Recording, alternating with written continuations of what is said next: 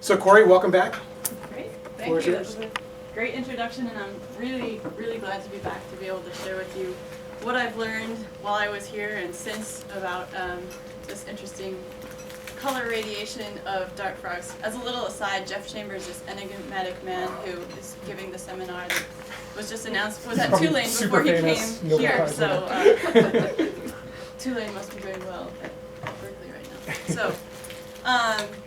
Yeah, so my talk is called A Frog of a Different Color, Why Are the Poison Frogs of Bocas del Toro So Amazingly Diverse? And the reason that I got interested in the poison frogs in the first place is I'm really interested in how new species arise. This is obviously a question that motivated Darwin and has motivated biologists for over a century and a half, and continues to inspire debate and research. And over the past maybe 10 years or so, the focus of questions about speciation has sort of shifted from one of the geographic context in which it occurs, whether it happens allopatrically or parapatrically or sympatrically, to questions of how reproductive isolation arises among incipient species. And that's sort of the question that I'm most interested in. So when we think about speciation and divergence, there's sort of three main drivers that we think of that drive divergence among lineages. Natural selection, sexual selection, and genetic drift. And one of the questions I'm interested in is, what are the relative roles of those processes? How important are they in general or in particular cases in driving divergence and leading to the formation of new species? So, for example, with these Hawaiian honeycreepers, I put them up here because you might be able to think that looking at all these bright colors, maybe sexual selection has been really important in the diversification of this lineage. But then if you look also at the beak shapes, you've got a wide variety of beak shapes here. Maybe natural selection, maybe selection for different food sources or that sort of thing has contributed to their diversification. But then if you think about the geographic context in which this is all occurring on these islands of Hawaii, you might think that maybe genetic drift among isolated populations has played an important role in speciation. So teasing apart these drivers and how important they are is something that's really interesting to me. So how important are these mechanisms in the speciation process? So if we think about just genetic drift on its own, how often can that lead to speciation? Well, we've got lots of theoretical studies that suggest that genetic drift can lead to the formation of new species, but not a whole lot of empirical evidence. And the problem with that is that it's hard to rule out the action of other forces and say that really genetic drift alone is what led to speciation. Part of that is because it just takes, we think, such a long, long time for genetic drift to lead to speciation. Natural selection alone is one where we have lots of empirical support from studies of adaptive radiations, where species diverge rapidly to exploit new adaptive zones. So you might think of the Caribbean anole lizards or Darwin's finches as good examples of cases where we think that natural selection has been a driving factor in speciation. And then finally, for sexual selection alone, this is another case where we've got lots of theoretical studies that suggest that sexual selection can drive speciation, but few empirical examples where we can really point to sexual selection as the main driving force. And so what motivated me in my postdoc was to ask whether this dart frog species that occurs in Panama might be a good species to ask whether sexual selection could be driving speciation. And why do I think that studying what is currently considered one species of dart frog is a good idea for studies of speciation? I think that why I chose this species is well summed up by this statement here, because the barriers that cause speciation are those that substantially reduce gene flow before reproductive isolation is complete. Studies of recently or nearly diverged taxa where we can really look at the action of current barriers to reproduction and more directly observe those provide the most accurate picture of the speciation process. So this is sort of the framework in which I chose to work on this dart frog species and ask questions about the role of sexual selection in speciation. So other reasons why I thought this was a good study system, we have evidence, well, I'll talk more about that later, but we have reason to believe that all of this color pattern variation that occurs in and around the Bocas del Toro archipelago in the species Dendrobates familio is intraspecific. The interesting thing about this species is its range is actually much larger than the Bocas del Toro archipelago. It goes from sort of central western Panama all the way up into Nicaragua along the Caribbean coast. But it's really only in this area where we see all this amazing variety in color and pattern. And originally these were all considered to be one species because if you look at their calls, there's not a lot of difference in their advertisement calls. So this is generally the form that their calls take, and that seems to be the case pretty much throughout the range. And oftentimes calls are one of the first things to diverge in urines when speciation occurs. So a little bit of geographic context of the history of the Bocas del Toro archipelago. This is a really interesting archipelago because it's very recent. And it was formed basically since the last glacial maximum. The sea level has been rising steadily, and what used to be hills on the Caribbean coast of Panama have been isolated as islands as the water levels rose. So this map shows where the coastline was around 9,600 years ago, and around 6,000 years ago we still had a lot of these what are current day islands joined together, and the shape of the area was much different. And now we have many separate islands, many of which have frogs that are very different looking in terms of color and pattern. So it's a very recent archipelago, and we think that the diversity of the frogs is also very recent. Another important thing to know about Dendrobates familio is that they do indeed have color vision, which becomes important when you're asking questions about sexual selection on color pattern. And something that makes them sort of useful, at least in my eyes, for studying them is that they generally see over the same range of the visual spectrum as we do. They're not like birds or insects that can see into the ultraviolet range. So with a big grain of salt, what we see is basically what they see in terms of color pattern variation. So that's a useful thing to know about them. The other thing that was attractive to me is that the color seems to be used by these frogs in two very distinct ways. We think that it's important in mate choice, but it's also important as part of their aposematic signal. So the frogs are toxic. They accumulate alkaloids in their skin. Here's some of the different chemical forms of alkaloids that can be found in the skin of Dendrobates familio. So the bright colors are probably being shaped not only by sexual selection, but could be shaped by predators as well, because that color is so important to this aposematic signal. And the other reason that I think this is a great species to study is that they have very extensive female-skewed parental care. And oftentimes when we see this, it is paired with strong sexual selection. So this is a picture of a female frog carrying a tadpole on its back, and that's part of the life cycle of this species. The females generally lay their eggs on vegetation. I don't have very good pictures of eggs, but there's a little egg clutch there on the inside of a bromeliad plant. The male actually is the one who will guard the eggs until they hatch. And then when they do, the female comes back and she'll transport each tadpole, usually one at a time, to a different water hole. Usually those are the inside of bromeliads or other water-holding plants. And the really interesting part comes in after that. There's not a lot of food in these bromeliads, so the female will come back and she'll lay unfertilized eggs, and that's what the tadpoles eat. So the tadpoles, it's been shown, can't survive without these eggs from the parents. So in a way, they're kind of acting like a female bird coming back to feed the young in the nest. And then finally, the tadpoles metamorphose, and the cycle starts all over again. But you can see how the female's role in this system is very extensive and could be conducive to strong sexual selection. Okay, so the main questions and motivating questions about my research are what are the relative roles of natural and sexual selection in the diversification of these dart frog populations? And the second one, which I'll talk about at the end of my talk today, is is reproductive isolation evolving between these color morphs? Specifically, which types of barriers are present and what are their relative strengths?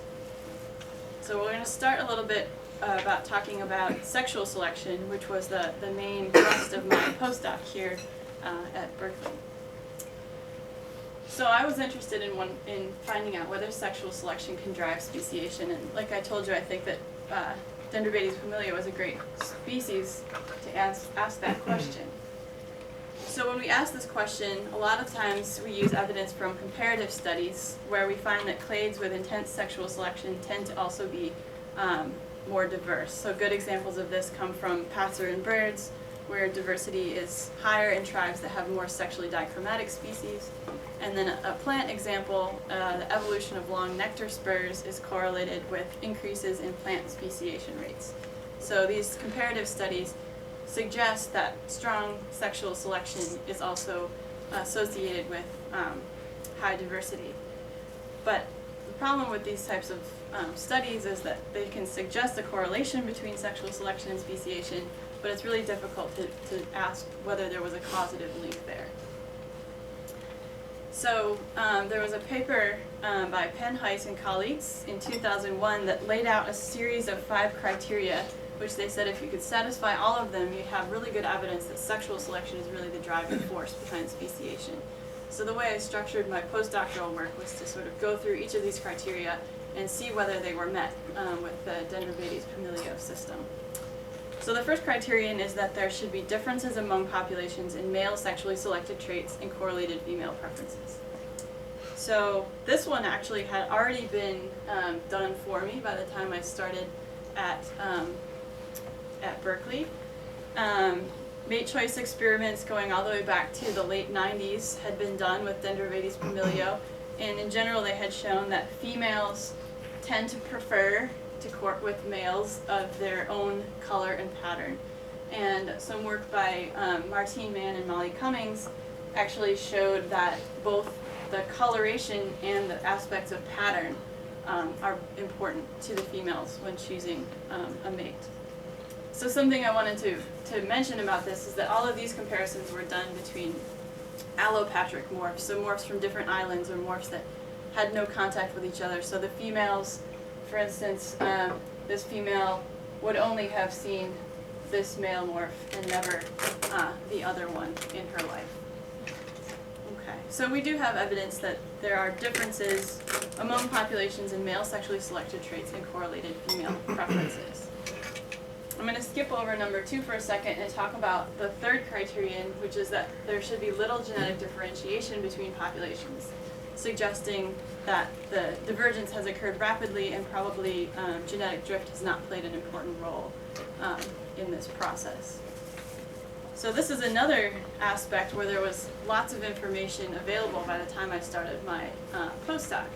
Going back again all the way to the late 90s and Kyle Summers' work, it was found that all of these different color morphs fall into a single clade, at this point with just minimal divergence in mitochondrial DNA sequences, because that's what we could do at that time way back in the 1990s. Most recently, there was a paper by Brown et al. In 2010, which used some coalescent modeling to say that divergence in color is occurring faster than expected based on neutral processes. So it doesn't look like genetic drift is a driver of this color pattern variation.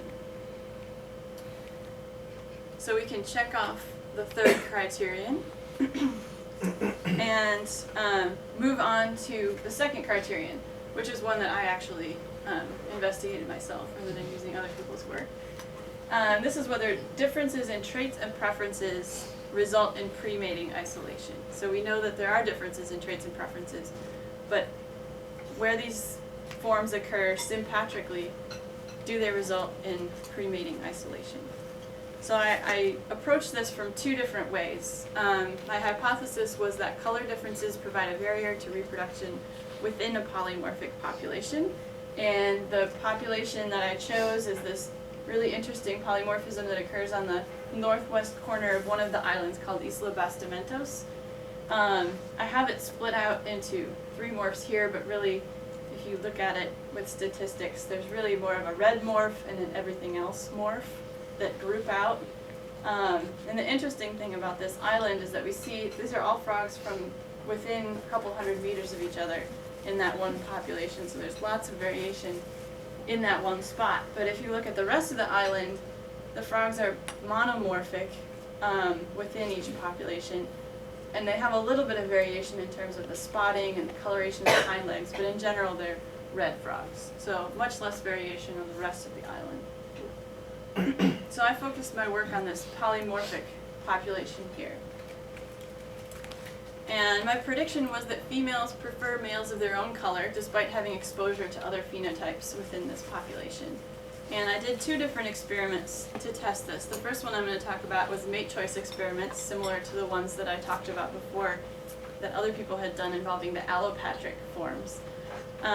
In this experiment I was assessing whether females prefer males of their own morph versus other sympatric color morphs that they'd have exposure to within the population. So this is again a figure to show you that the colors really group out into two groups. We have the red morph and the everything else morph, which includes yellows, whites, kind of minty green colors. And the way I set up this mate choice experiment, it was a 3-way mate choice experiment instead of a 2-way experiment, where I gave females of the yellow and the red morph from this polymorphic population a choice of 3 different color males. A male of their own color and pattern, a male of the other color and pattern that exists in their population, and a male of a color and pattern that's allopatric, so they would have no prior experience to it, but it's sort of representative of what the rest of this island looks like. So we did mate choice experiments where each type of female was allowed to choose between courting with 3 different types of males. And what I found was when we looked at the red females from the polymorphic population, they spent significantly more time interacting with their own morph than they did with the yellow morph that is also sympatric, or the red morph that's allopatric. And we saw a non-significant trend when we looked at the number of times the female approached the males. But when we looked at the yellow females from the polymorphic population, we saw a similar thing with interaction time. The yellow females interacted more with the males of their own phenotype, and they also approached more often the males of their own phenotype. So it looks like we do have evidence for assortative preferences even within these frogs that occur in sympatry and see both of these morphs within their population.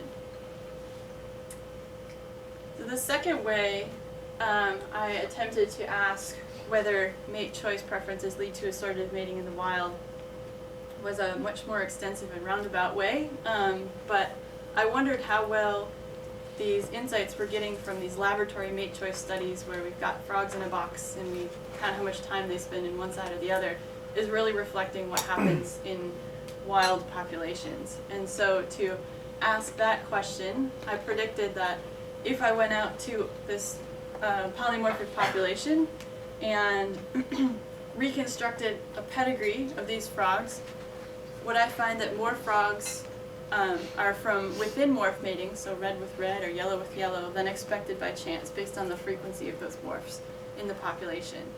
So what I did is I used marker capture and microsatellite genotyping to reconstruct portions of the pedigree from this wild population. And so a little bit about this study. My sampling area was about 3/4 of a hectare in area. It's kind of this odd shape backside of a hill. We've got a cemetery up here and a town over here, but it was relatively good habitat, as much as I could find, in the northwest corner of Bastimentos, where most of the Bastimentonians live. So this place, this sampling area was sampled every 3 months from June 2007 to January of 2009. And in all that time, I sampled about 847 unique frogs, which, using marker capture statistics, we've estimated to be about 30% of the population. And I put up this this graph here to just show you that the different color morphs were really intermixed within the population. It wasn't just, you know, red frogs over here and yellow ones over there. They were actually well mixed and probably interacting with each other on a regular basis. So we genotyped those 847 frogs at 11 loci, and luckily we had lots of variation in our microsatellite loci, an average of 18 alleles per locus. And we did two different things. One, we looked at an analysis of genetic structure to ask whether we were finding, you know, two groups, the red group and the yellow group, or whether we're seeing, you know, one sort of admixed genetic population. And then we also used pedigree reconstruction statistics to estimate relationships, mother-father-offspring relationships within the population. So before I tell you about the results of the structure analysis, let me sort of preface you with what we might expect to see in different situations. So the mate choice study I did showed evidence of assortative mating preferences. So we find that red spend more time with red and yellow spend more time with yellow. If this was an old polymorphism and there was strong assortative mating here, we might find that these phenotypes are also reflected in genetic structure among those phenotypes. So we might find two groups, one corresponding to the red frogs, one corresponding to the yellow frogs. On the other hand, if the polymorphism was recent and there hasn't been enough time for this differentiation to build up, or if assortative mating wasn't really strong, we might find no genetic structure among the color morphs, just one sort of admixed population. And this is actually what we found. We found no genetic structure among the color morphs. Pretty strong evidence that there was no structure there. But the more interesting thing came about when we looked at the parent-offspring trios that emerged from that pedigree analysis. So out of those many, many frogs that we sampled, we ended up with only about 30 parent-offspring trios that were really strongly supported, strong enough that I felt confident that we'd made the right call there. And I was able to go back through and say, based on the frequency of these morphs in the population, how many do we expect to be red male and red female if they were mating randomly? How many do we expect to be a red female with a non-red male, and so forth? And so we could compare what we expected with what we observed among those parent-offspring trios and ask whether females were choosing males of their own morph more often than expected by chance. And what we found was that the red females are assortatively mating, but the yellow females aren't, which is different than what I found with the mate choice study in the lab. So we found strong assortative mating within this pedigree for the red frogs, but not for the yellow frogs. And I'll come back to why that might be in just a second. But I wanted to also show you something interesting that wasn't necessarily the intended purpose of this, but sort of came out of this pedigree study also. So since we had information about males, females, and offspring and their phenotypes, I could start to look at the genetic basis for this color polymorphism. So I asked whether this color polymorphism, this particular one, could be controlled by a single gene with red being dominant to yellow, which is something that, based on looking at the frogs in my lab that have been breeding from this population, it looked like that might be the case. So using Hardy-Weinberg equilibrium, I predicted how many or what proportion of offspring from each different type of combination of parents, yellow versus yellow, yellow with red with red, we would expect versus what we observed.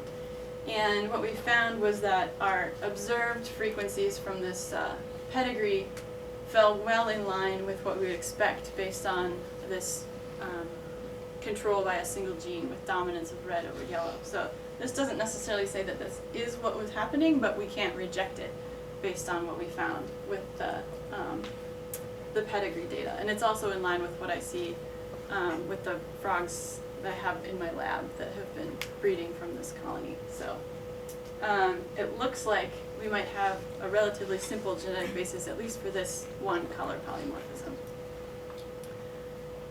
So going back to the comparison between the mate choice study I did in the lab and the pedigree study, we found that they agree when we're talking about the red frogs. The red frogs mate assortatively in both cases, but they don't agree when we're talking about the yellow frogs. So why might that be? So I've given this some thought, and the best way I can think about it is that mate choice seems to be a combination of preferences and assessment. We can really get at preferences well with the mate choice studies, or we think we can in the lab, but what we can't get at is assessment. When we're giving these frogs 15 minutes to choose, we can't ask them about how important are the distribution of potential mates in the habitat to who you choose to mate with. How important is your memory of other males that you've seen throughout your lifetime and the phenotypes that they exhibited? How important is that? Could be that searching costs are important. If there's a risk of predation or something else and you need to mate, maybe searching for if you're a yellow frog, searching around to find the best yellow frog is more costly than just mating with a high quality red frog. And the other thing that we haven't considered in these mate choice experiments is whether both the call and the color might be important to these frogs. So the frogs call as well, and maybe multimodal signals are being used, and we're only looking at the color portion. But I think the searching cost thing might be an important thing, because these yellow frogs, the ones that were mating randomly or non-assortatively, are in the minority in this population. Only about 30% of the frogs in the population are yellow. So if they're just, searching around, they're going to have to search longer to find a yellow male than the red ones would. So it could be this cost of searching, or the distribution of potential mates has an important explanatory role for that difference that I found between the two studies. Okay. So summing up all of that, I'm going to put a question mark by number 2, whether differences in traits and preferences result in pre-mating isolation. Looks like it does for one morph, but maybe not for the other one. So to be fair, can't really check that one off. That brings me to the 4th criterion: hybrid viability and fertility is not substantially reduced. So the idea here is that if we did find a reduction in viability or fertility when the morphs cross, then we have reason to suspect that there's genetic incompatibilities that might be playing a role in speciation and not just sexual selection driving it. So to ask this question, I predicted that hybrid viability and fertility would be reduced by maladaptive gene combinations among the morphs. And to ask that question, I did crossbreeding experiments. These experiments were started in Panama even before I got to Berkeley, were continued while I was at Berkeley while the frogs were in Panama, and continue now while I'm in Tulane. Most of my frogs came with me from Panama and are now happily breeding in New Orleans. But this is a long-term study. These are not fast reproducing organisms, so I can tell you some things, but this is one where the verdict is still sort of out. So what we've been doing is comparing the survival of hybrid, I call them hybrid, but really, crossing morphs, and purebred offspring throughout development. And now mostly what we're doing is rearing those F1 hybrids to maturity and back crossing them to potential morphs to look at their fertility. So the design for this experiment, we focused on 3 different color morphs. I tried to choose morphs that were as different color-wise as possible and also fell sort of across the phylogeny for this group, so that if there were genetic incompatibilities, we'd probably find them among those morphs. And I set up tanks where each tank had a male and a female. Some of them had what I call purebred tanks. They had both sexes the same color. And some of them were crossbreeding tanks. And we had 3 color combinations. And here's just a map to show you where those populations fall in the archipelago. Okay. So what I did is I compared reproduction at different stages of development between the purebred tanks, where both parents are the same color, and the experimental crosses, where the parents were different colors. So I compared the number of egg clutches produced per pair, and I didn't find any significant difference between those two. I compared the number of tadpoles produced per pair of frogs, the number of metamorphs per pair, and then I looked at transitions between different developmental stages. So how many tadpoles per clutch were produced and how many tadpoles, or metamorphs per tadpole were produced. And if you look at any of these, we didn't find any significant differences among the purebred or the experimental crosses. If anything, it almost looks like the experimental crosses are doing a little bit better in some of these categories than the other. So we didn't find any evidence of reduced viability or reproductive rates in any of these life stages with our crossbreeding experiments.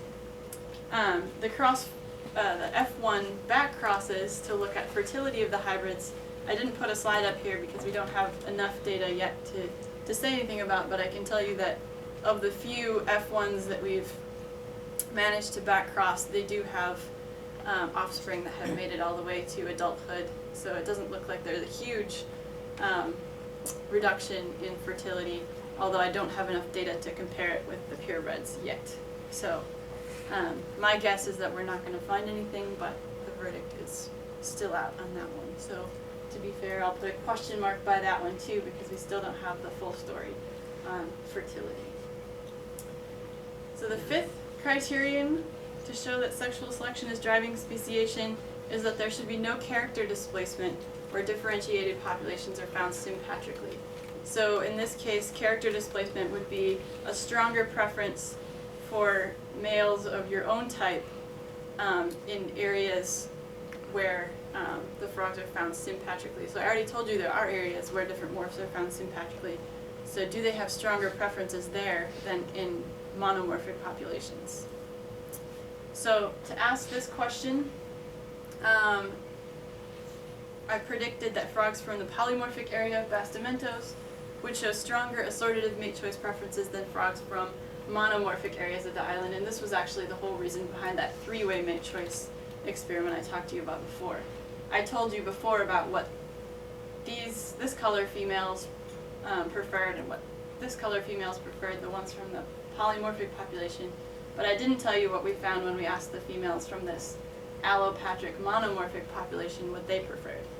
And so if we add them, you've seen these left four graphs, we find that the allopatric monomorphic females didn't show any preference for any of the three male types. They sort of mated or interacted indiscriminately, and we found the same thing when we look actually number of approaches. They actually approached more often the red phenotype that wasn't from their population than the males of their own population. So we don't see the same pattern when we look at these frogs from the allopatric monomorphic population as we do in the frogs from the polymorphic population. And so if we do a two-way internova looking at just interaction time, we find there's a significant interaction between population, whether it's monomorphic or polymorphic, and the preference for own versus other phenotype, which suggests that there is indeed a stronger preference in the polymorphic populations than the monomorphic one. So this kind of pattern usually implies some sort of cost to mating among the morphs. And the reduced fitness of hybrids, assuming that that's the case, could be due to a number of different things. It could be due to intrinsic post-zygotic isolation, so maladaptive gene combinations, which my previous breeding experiments suggest that's probably not the case. It could be due to increased predation on the hybrid morphs that are sort of intermediate in coloration. Maybe the predators don't avoid them as well as they do the parental morphs. Or it could be due to reduced mating success of those hybrid offspring. Maybe their coloration is inappropriate, or they have inappropriate mate preferences, and as such they don't have high mating success. And I don't know what's the answer yet to this question, but I would say that if the third one is the reason for this cost to intermorph mating, then I'm going to make the case that this doesn't go against the idea that sexual selection is driving speciation. If we find that these two are the root of this reduced hybrid fitness, then we don't have satisfaction of that fifth criterion. So just to be fair, because I don't know what the reason is for that character displacement, I'm going to say we haven't satisfied this one, but hopefully in the future we'll be able to tease apart what is that cost to intermorph mating. So far, I've talked a lot about the potential role of sexual selection in Dendrobates familio and driving diversification, but I haven't talked a lot about natural selection. Part of that is that we don't know a lot at this point about the role of natural selection. One of the challenges with working with this species and studying natural selection especially is that we don't know a lot about the predators of these frogs, and it's not been easy to learn a lot about the predators of these frogs. So some of my students have been doing various experiments to try to help us learn about natural selection's role. Specifically, we're interested in understanding whether predator pressure or predators' communities differ among populations. So are sympatric morphs in polymorphic populations, is there differences in predation among them that's based on their color pattern? Are there differences in predation among islands within the archipelago, among mainland and island populations? Maybe there's just fewer predators in some areas, which sort of releases the frogs from the constraint of looking all like one another or being bright and aposematic, and maybe that could shape their color pattern as well. So one of the ways we've been approaching natural selection role is by making these armies of clay frogs. This is an army of clay yellow frogs to be used in the Bastimentos polymorphic population. So we put these clay frogs out along transects in the field, and we collect them a day or two later, and we look for ones like this one that have been attacked. Obviously this one, I'm not sure what or how many things made marks in that one, but it didn't fare well when it got there. And previous studies, going back much farther than the one I've cited here, have shown that these differences can be detected using these clay models. So in Dendrobates familio in Costa Rica, Ralph Saporito put out red models and brown models and found that the red ones were attacked much less frequently than brown ones, suggesting that there is an aposematic function to the coloration in Dendrobates familio. So for our natural selection work, our predator work, we've been focusing on a different and very interesting sort of transition zone between blue frogs in the Aguacate Peninsula and frogs that are sort of look more like the ancestral color morph of these frogs that are found on the Caribbean coast of the mainland of Panama. They're also found on the island of Isla San Cristobal. It's hard to see the islands on this map, but so we find there's red frogs sort of all along here, and on Isla San Cristobal, which was not too long ago connected with this nearby mainland. Blue frogs down here, and interestingly in here we find populations where we find red, blue, and these sort of intermediate brown colored frogs all in the same population. And what I was trying to show here is if you zoom in on the brown, look real closely, it's a combination of red and blue pigments. So it looks like this is what happens when the red and the blue get together. And this is sort of the area where we've been focusing our predation work. So what we've been doing with our armies of clay frogs is putting out red with blue legs, brown, and blue frogs in 3 different areas. We put out all 3 morphs in areas where the frogs are blue, all 3 morphs in areas where the frogs are polymorphic, and all 3 morphs in areas where the frogs are red, to ask whether predation is always greater on the brown frogs, or is predation greater on frogs outside of their native range, so that predators have learned to avoid just the one phenotype that they encounter most often, and anything other is going to be attacked. We're also asking whether predation pressure is lower in polymorphic areas than monomorphic ones, thinking that maybe the polymorphism is sort of permitted by the low predation in those populations. So looking at the results from the preliminary work we did on this last summer, we do see some big differences in attack rates among the regions where we put the frogs out. We found that predation was lower on the red frogs in their native range, which is shown here. But it wasn't the case for the blue frogs in their native range. Predation was the same pretty much on all 3 morphs in the blue area. And predation was basically the same on all 3 morphs in the polymorphic region, but you can see that predation was a lot lower in that region than in the other 2. So it could be that our idea that polymorphism is sort of permitted by low predation, we find that could be the case. we're gearing up to do another round of these clay frog studies this summer and hopefully increase our sample size and make sure that these patterns that we're seeing are real. So hopefully we'll be able to say some interesting things about that after this summer. The other sort of way we're attacking the question of natural selection's role is by using, in this case, real frogs and a model predator instead of model frogs with real predators. And we're asking whether predators that learn to avoid one brightly colored phenotype avoid other ones as well, and whether the attack patterns of a model predator match those that we see using the model frogs in real populations. So in this case, we're using young chickens as our model predators, which is a logistical somewhat nightmare, but it leads to fun and interesting field seasons. And my undergraduate student, Erin Valley, is sort of our chicken queen. She'll be going back down this summer to finish up chicken experiments, but we're basically using the same experimental design with the chicken study as we did with the clay frogs. So we're training chickens on blue, red, and all three morphs, and asking them what phenotype you've been trained to avoid. Does that impact your predation attempts afterward? So we had chickens that were trained to avoid, or they were trained on red frogs. They were given a chance to interact with and taste the red frogs. And this, I should mention, is very preliminary because we had pretty low sample sizes last summer, and we'll be increasing those again this summer. But it looks like the red ones were attacked less frequently after the chickens were trained on red. The chickens that were trained on blue definitely attacked less frequently blue than they did the red or the brown phenotype.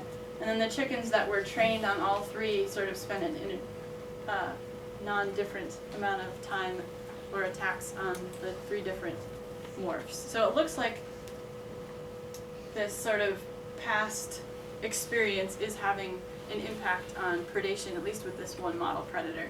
And what would be interesting to see whether the end result of what comes out of these predation experiments follows closely what we found with the clay models and can help explain the polymorphism or lack of in some of these populations.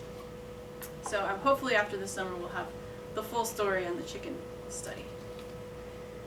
Okay, so I mentioned before that my sort of second motivating question in our research on Dendrobates pumilio is whether reproductive isolation is evolving among morphs. And specifically I'm interested in which type of barriers are present and what are their relative strengths. So which ones evolve first in speciation process, which ones come later, and how important are they? So there's lots of potential reproductive isolation mechanisms that are out there, and I've sort of listed them here in the order in which they occur in the life cycle. Two of them we can cross out for frogs because they have external fertilization, so mechanical isolation and mating system isolation we don't have to worry about. But I've sort of highlighted the ones here that are the main focus of our ongoing research. We chose not to focus on post-mating prezygotic isolation and intrinsic post-zygotic isolation because our crossing studies in the lab suggest that those probably aren't too important of barriers, but we think that potentially immigrant in viability and behavioral isolation could be potentially important. So immigrant in viability is what we're trying to ask with those studies with the clay models and with the chickens, asking whether a morph outside of its native range is less fit than a morph within its range. And to ask questions about behavioral isolation, we're doing mate choice studies using the same three morphs, red, blue, and brown, this summer. So we're doing it two ways. We're using actual frogs, and now we're making these crazy robotic frogs that we can paint them to be whatever color we want. They've got little moving vocal sacs, and calls will be played from behind them. And we can ask whether the call is important, the color is important, both. We can ask lots of interesting questions with our little robo frogs. So hopefully we'll get some good information about behavioral isolation's role using those. And then with the combination of the predation studies and the behavioral isolation studies, we can ask whether there's extrinsic postzygotic isolation, so whether the hybrids are less fit either due to being less viable due to predators, or having inappropriate mate choice preferences, or just not being attractive to frogs within of the parental morphs. So this is sort of the way we're going in our lab, looking at the relative roles of different reproductive isolating mechanisms in driving divergence among these frogs. And in the end, we have some equations we can use to sort of look at the relative fitness of different morphs and how reproductive isolating mechanisms are contributing to differences. Okay, so that sort of concludes the meat of my study. I wanted to leave you with some other interesting things that we've found so far. I don't know how many of you were thinking when I talked about these crossbreeding experiments, what do these crazy hybrid morphs look like? And here's some pictures. So when you cross the green and the blue, we get generally green with blue legs, which is interesting. When you cross the red with the green, this really is more green than it looks on here, we get yellow dorsal and ventral, which is interesting. This does not occur anywhere within the archipelago. So, and when we cross blue, red, and blue, we get sort of orangey frogs, but we get, interestingly, we get back the blue hind legs. So the hind leg coloration seems to be sort of controlled independently from the body coloration, which is interesting. Another interesting thing we did, and some of you might remember me talking about these cross-fostering studies I was doing a long time ago.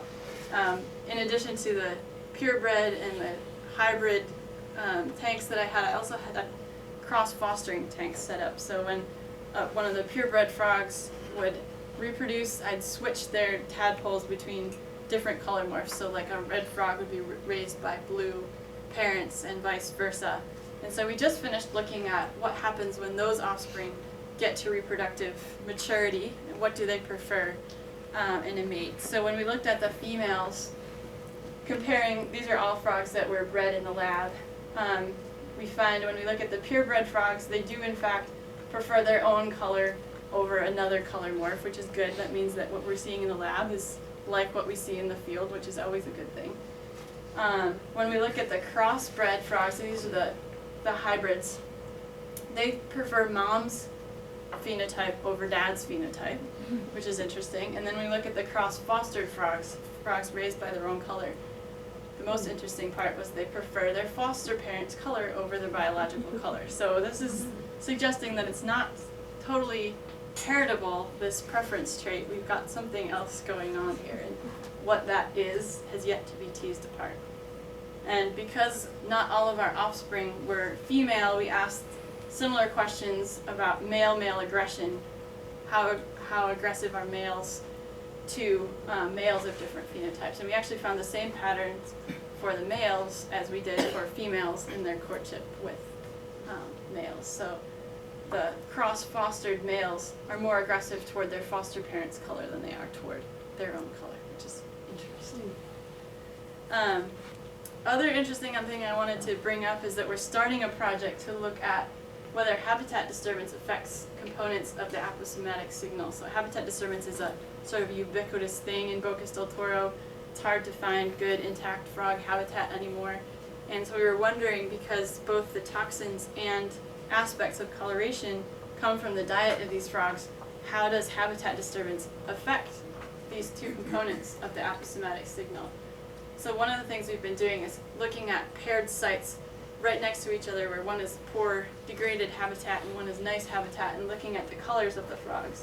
So for instance, frogs from an old-growth cacao forest, or old-growth forest, have brighter red coloration than frogs just meters away from inside of a cacao farm.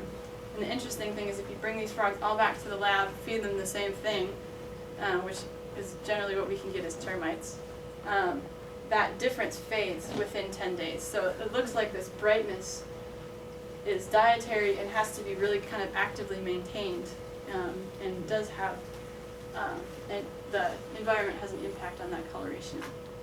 We also find that captive frogs, if we don't supplement their carotenoids, they fade in color over time as well. So it looks like coloration has a very important dietary component, at least the reds and oranges and yellows. So that's another direction we're going, but I know I'm about out of time here, so I wanted to end up with acknowledging all the many people who have helped to make this work possible. First and foremost, my husband, who I dragged to Panama for almost a year to collect frogs with me, and many other people who helped in various aspects of this work, including my parents, who are seen, my dad is seen here, changing and cleaning frog tanks, which is much appreciated. Members of my lab, especially the undergrads and grad students, have been contributing important insights into this work, and then finally a variety of funding sources, including the University of California. So thank you very much for your attention, and I'm happy to So I know some people are going to have to run off, but before we open up the floor to questions, I just want to announce that Cori indicated that she does have time to meet with folks. There was no sort of formal meeting schedule ahead of time. So if you're interested in meeting with Cori over the course of the next couple of days, you'll be here. You can just shoot me an email and I'll forward it right to her, and you can coordinate with her directly. Yeah. With regards to your predation experiments, what were the light conditions like? Because you have frogs that are different ends of the visible spectrum, and those red frogs, if it's in dense forest or low light conditions, would seem to fade away. The color would be less important. So the clay model ones, I mean, we're putting them right in the places where we find them. Right. So we're assuming that light is normal. The chicken experiments we're doing, so we have our chicken arena that's actually in a forest, under forest cover. So we're assuming that is somewhat realistic lighting, more realistic than what we can do for the mate choice, which is a good thing. But you're right, there could be differences in terms of canopy structure and how that impacts the conspicuousness of these different frogs. And that's actually one thing that we're looking at that I didn't mention with that habitat quality study, is we're measuring light intensity, coloration of the frogs, and looking at whether the quality of the habitat impacts how conspicuous the colors of the frogs look in different populations. So it's definitely something to think about, but we've sort of tried to be as realistic as possible by doing the experiments under forest lighting. So, yes? What predators are actually known to eat the frogs in the That is islands? a great question. So there's a reference in the literature from a mott that was seen eating one. I personally saw a crab grab one and take one down a hole. Oh, wow. Beyond that, I can tell you we can identify some of the things that are making marks on the clay models, but whether those are actually things that eat the frogs, we don't know. There's really almost nothing known. So there's no snakes like with the garter snakes There's here in the no US. obvious, snake predator. I mean, it could be that we just haven't looked in the right places, but yeah, that's a really good question and really challenging piece of this puzzle because we just don't know what the predators are. Yes. This is a question prompted by your early diagram of the reproductive cycle and then picked up in your cross-fostering experiments. Does the female arrive for reproduction having already ovulated her entire clutch such that she would be partitioning the clutch for fertilized and non-fertilized eggs? Or is ovulation cued by potentially choice of male or whatever, and does she deposit more eggs for the tadpoles of a favored father? That is a very good question, and I have no idea what the answer is, but I have just hired a postdoc who is very interested in this type of question and how parents choose resources that go to offspring. So I'm hoping that he will, using the frogs in my lab, try to answer some of those questions. So yes, that's a great question. I don't know. Yeah. So the fostering experiments, have you looked at things like the microbial population on the frogs, or is there any, and just in general, can you rule out the possibility that even the things like the mate choice possibilities are being guided by non-visual cues, So even other though types they're of correlated cues. with the visual? No, I mean, we haven't looked at olfactory or anything like that. No, we don't. I can tell you that our frogs for the cross-fostering study, as soon as a frog basically leaves that tube where you saw the little PVC tubes where the tadpoles are, we take them out of the parent's tank and we raise them in isolation until they reach sexual maturity, and they're all treated the same. So I'm hoping that there would be nothing, skewing things in one direction or another, but yeah, aside from visual, we don't know. Yes. So Cori, for your matrix experiment, you talk about approach as your kind of index, but what proportion of that approach is kind of normal courtship behavior? Or is any of it courtship behavior? So we do see courtship behavior happening in these trials. That they have a pretty long and involved courtship ritual, and we don't see the whole. Generally, we don't see the whole thing going on, but we use approach because oftentimes the female will approach. Often she'll put her hands on the container that holds the male or whatever, and then she'll go away, and then she'll come again. So it's something we can quantify that seems to be related to her interest in one frog versus the other. But I'm hoping that with these robo frogs we might actually see more of the courtship process, because with the way we've been doing it with the live males, it's hard to separate out what the male is doing from what the female is doing, and we always had to keep the males behind a barrier, so it's difficult to tease apart. I just wonder if your kind of relationship would be different if you're looking at courtship specifically rather than generally speaking. Yeah. So we picked out sort of pieces of the courtship ritual that we can actually measure in these experiments. But that's also the reason why I wanted to do that pedigree experiment, is to see how realistic is what we're seeing in these mate choice studies in terms of what's happening in actual populations. So hopefully we're going to be doing more sort of mark recapture type of studies to look at over time who's mating with who in the red-blue population as well. Yes. Have you done, or are you planning to do some of the mate choice with the differences in the diets, or the frogs that have the different coloration in the diets? And also, a sub follow-up question is, are you looking at food preferences as well in your breeding colonies? Yeah, so I had an undergrad actually who worked on whether that difference in brightness that we see in the different habitat qualities has an impact on the female's choice, and it actually does. So the females can detect that difference in brightness, and they choose the brighter frogs from the higher quality site. So that does seem to exist. And then your other question was about whether they're choosing different. Well, yeah, I was curious about the other Red. frogs, the non-red. Yeah, so the non-red colors, so the greens and the blues, probably don't have a dietary component to them. I would be surprised. But we also are looking at whether there's the frogs are focusing on particular components of their diet that can give them carotenoids, or sort of feeding specifically to get those carotenoids from the diet by looking at leaf litter arthropod samples that we collect, and also gut contents of the frogs to compare what are they eating only a proportion of what's there, or are they sort of generally feeding. So, yes. You have any idea why this particular setting has been a hot spot for color polymorphism? I mean, these are widespread frogs, and when I see them elsewhere, they're almost always, monomorphic.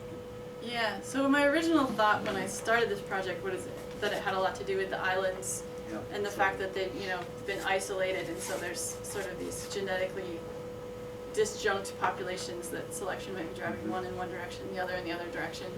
I don't know if I still think that's the case or not. I mean, it could be that there's just fewer predators on the islands, and so it sort of frees them up from having to, conform to that one most aposematic, most easily avoided phenotype. I don't know if that's it. And now I have my thoughts are that this color variation might have actually predated the islands and had more to do with the river basins in the area and the structure of that, but that is completely untested in my own theory. But yeah, I mean, it probably has to do with the islands. That's the only thing I can think of that's different there from the rest of the range. But we do see the variation on the mainland near the islands as well. So either there's been movement back and forth, or Yeah, and these are diurnal frogs, so your predators are likely to be diurnal predators, and that pretty well, that limits predation too, so you might have lost predators in those islands. yeah, definitely. So when we look Especially snakes, I mean, there's a big difference in some snakes. For example, in the mainland, you've got these eyelash vipers, which are very common in the Yeah. mainland, and they're almost absent in the Yeah, islands. if you spend a lot of time on the islands, you'll find that sort of the diversity of animals differs from island to island very much. Like some islands have toucans, some of them don't. some islands have vipers, some of them don't. And it's kind of amazing given how close these islands are to one another that they don't have sort of a more homogeneous biota, but they really don't. So that, I mean, that could have part of it. And what we saw with the clay model frogs is that in the areas where the frogs are not their ancestral color morph, not red with blue legs, predation seems to be much lower, at least with the clay model. So that could be sort of what's freeing them up to diversify. Just a side note, have you considered putting out camera traps at all? Yes, my grad student bought these wonderful cameras and has been powering them off of boat batteries, but so far we've not gotten a lot of good data on predation from them. It's really hard. I'm guessing that predation doesn't happen very often on these frogs, so it's a big challenge. And yeah. Have you set cameras adjacent to your clay models, which are getting hit? That's what we were doing, but still, I mean, if you saw the number of clay models that were on here, I think at most we had like 45 predated out of 500 that were out there. So Need a lot of cameras. yeah, we would need a lot of cameras, so be a good big grant, right? All right, so I think we'll bring this to a close. 12